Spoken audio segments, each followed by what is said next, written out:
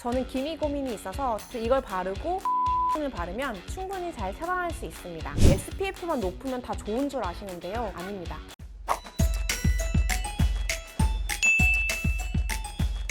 안녕하세요. 피부가 예뻐지는 10분 피부텐텐의 피부과 전문의 김수영입니다. 요즘 선크림 뭐 발라야 되냐고 물어보시는 분들 정말 많은데요. 그런 분들을 위해 준비했습니다.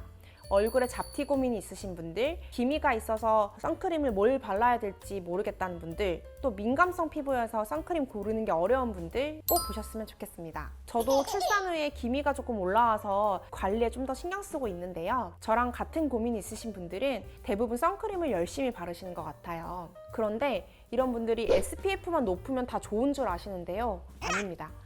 오늘 저와 비슷한 고민이 있으신 분들은 선크림을 고를 때 어떤 걸 중요하게 보셔야 되는지 설명드릴게요. 우선 선크림을 보면 SPF 적혀 있죠? SPF는 자외선 B를 얼마나 잘 차단하는지를 나타낸 건데요. 자외선 B는 피부에 닿아서 따가운 느낌을 주고요. 오랫동안 노출되면 화상을 일으킬 수도 있는 센 빛입니다. 그렇지만 다행히도 유리창을 통과하지 못하기 때문에 실내 생활이나 차 운전을 많이 하시는 분들은 SPF가 꼭 높은 걸 쓰실 필요는 없습니다. 그런데 유리를 통과하는 빛이 있어요. 자외선 A랑 블루라이트입니다. 이 두 가지를 꼭 차단하셔야 되는데 대부분 모르시더라고요. 첫 번째로 쉽게 확인할 수 있는 건 이 PA 지수예요. 여기 보면 SPF 옆에 PA라고 적혀 있죠. 그리고 플러스가 1 플러스, 2 플러스, 3 플러스, 4 플러스까지 있는데요. 이게 자외선 A를 얼마나 잘 차단하는지를 나타내는 겁니다. 자외선 A는 자외선 B랑 달리 피부에 닿았을 때 느낌은 없지만 피부 깊숙이 들어와서 노화를 일으키고 기미를 악화시키게 됩니다. 그래서 선크림을 고를 때 이 PA가 높은지를 꼭 확인하셔야 됩니다. 두 번째, 블루라이트. 블루라이트 하면은 그거 전자기기에서 나오는 거 아니야? 이렇게 생각하시는 분들 많으실 것 같아요. 그런데 말이죠. 이 전자기기에서 나오는 블루라이트보다 햇빛에서 오는 블루라이트의 양이 10배 더 많습니다. 정말 놀랍죠? 피부는 햇빛에 닿으면 활성산소라는 걸 만드는데요. 이 활성산소는 자동차 매연 같은 거예요. 피부에서는 피부의 콜라겐을 분해하고 기미나 노화를 촉진시킵니다. 그런데 이 활성산소를 일으키는 빛을 봤더니 자외선 B가 4%, 자외선 A가 46%, 블루라이트가 50%의 활성산소를 만든다고 해요. 저도 피부과 전문의가 되기 전에는 몰랐던 사실인데요. 이러한 거 얘기해드리면 환자분들이 많이 놀라시더라고요. 그래서 오늘 꼭 말씀드리고 싶었습니다. 정리하자면 기미나 노화 고민이 있으신 분들은 SPF가 무조건 높은 걸 선택하기보다는 자외선 A와 블루라이트를 잘 차단해 주시는 게 중요합니다. 그런데 아쉽게도 이 블루라이트를 차단하는 수치는 선크림에 적혀져 있지 않습니다. 그렇다고 방법이 없냐? 있습니다. 바로 산화철 성분이 들어가 있는 걸 사용하시는 건데요. 공식적인 자외선 차단 성분은 아니지만 비비나 파운데이션에서 피부색을 표현하기 위해 들어가는 성분인데요. 이게 블루라이트를 차단하는 효과가 있습니다. 그런데 톤업 선크림이라고 해서 색깔이 들어있는 선크림에도 이런 산화철 성분이 포함되어 있습니다. 그래서 선크림을 사실 때 적색 산화철, 황색 산화철, 흑색 산화철 이런 것들이 포함되어 있는지 확인해 보시면 될 것 같아요. 그런데 지금 쓰는 선크림에 이런 산화철 성분이 들어있지 않다 그러면은 선크림을 바르시고 비비나 파운데이션을 한 번 더 덧발라주시면 됩니다. 그런데 선크림을 살 때 이런 성분표를 다 따져보고 살 수는 없겠죠? 그래서 제가 쓰는 선크림이 어떤 건지 또 어떻게 바르면 되는지 설명드릴 테니 끝까지 보시고 좋아요와 구독 부탁드립니다. 제가 쓰는 선크림을 가져와 봤어요. 저는 기미 고민이 있어서 밖에 나가지 않더라도 틈날 때마다 선크림을 바르는 편인데요. 자주 바르려면 결국은 발림감이 좋아야지 손이 가더라고요. 또 기미가 있기 때문에 블루라이트와 자외선 A를 차단해 주는지도 신경 써서 봅니다. 우선 첫 번째로 제가 쓰는 제품은 이 스킨스티커즈의 피지컬 퓨전 UV 디펜스 제품입니다. SPF 50 그리고 PA4 플러스 제품인데요. 산화철 성분이 포함되어 있어서 블루라이트를 차단해 줄 수 있습니다. 또 PA 지수도 4 플러스여서 자외선 A까지도 차단할 수 있어서 집 앞에 하나만 바르고 나갈 때에는 이 선크림을 애용하는 편입니다. 또 이건 무기자차인데요. 무기자차, 유기자차 다들 한 번씩은 들어보셨을 거예요.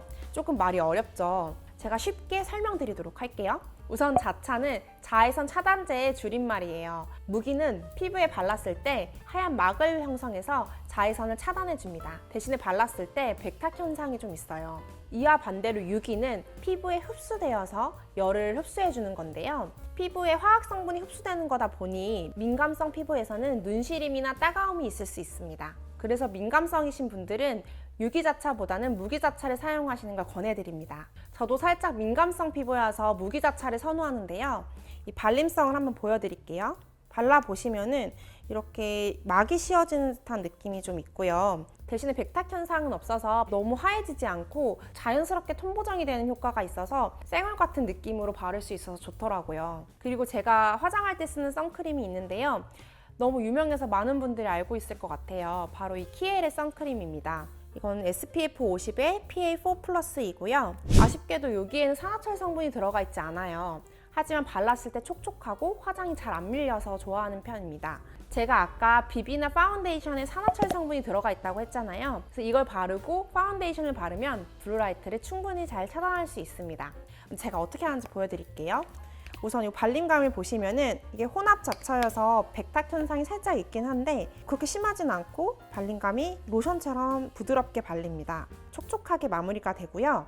여기에 비비를 이렇게 조금 짜서 덧발라주면은 산화철 성분이 들어가 있기 때문에 블루라이트까지 차단할 수 있습니다. 화장할 때 중요한 건 잘 밀리지 않아야 되는 건데 이렇게 바르면 안 밀려서 좋더라고요. 그리고 발랐을 때 약간 광이 나는 반짝반짝한 느낌이 있어서 즐겨 바르고 있습니다. 그리고 마지막으로 이 앞에 소개해드린 두 개의 선크림은 살짝 톤업이 될 수밖에 없는데요. 이런 게 부담스러운 분들도 있을 것 같아요. 그런 분들은 이 제품을 추천드립니다. 라로슈포제의 UV 뮤은 제품인데요. 최근에는 산화철 성분이 들어가 있진 않지만 UVA를 가장 많이 차단하는 성분이 들어가 있어서 기미나 노화 고민이 있으신 분들에게 추천드려요. 저도 햇빛을 많이 보는 날에 여러 번 덧발라야 되잖아요. 그럴 때 잘 사용하고 있습니다.